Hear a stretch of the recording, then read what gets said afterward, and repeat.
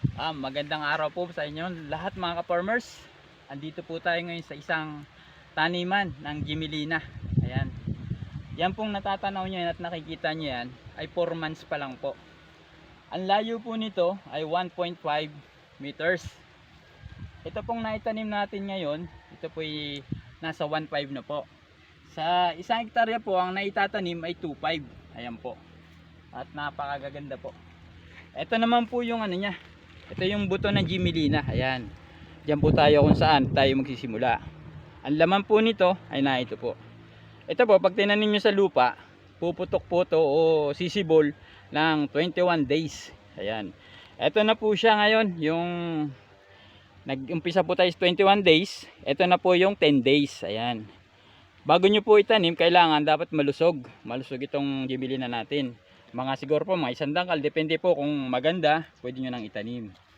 Ayan po siya, diyan po tayo mag-uumpisa. Pag bibili naman po kayo ng ganito at mga ganyan na kataas, 1 dangkal ay 50 pesos po. Meron din po kami yan.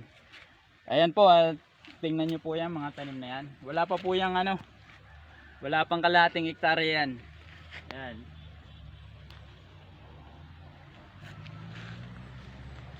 Napakaganda po niyan. After 7 years, pwede na po kayong mag-harvest. 7 years lang po pataas. Pag nag 8 years na po, palaki ang puno, palaki din po ang inyong kita. Ayan po mga ka-farmers. Talagang napakaganda po ng lugar din na to. Talagang sa Bagyo naman po, yan po ay tinatanggalan ng mga sanga. Pag nagpo-pruning kayo, tatanggalin niyo yung sanga. Ang purpose po para hindi bumaluktot. At yan na po ay pagdating ng 10 feet, kahit hindi nyo na rin tanggalin. Yan po ang kagandahan ng Gmelina. Magandang investment po to sa mga may lupa na bakante. Mag-umpisa na po kayo. Ayan, 4 months pa lang po yan.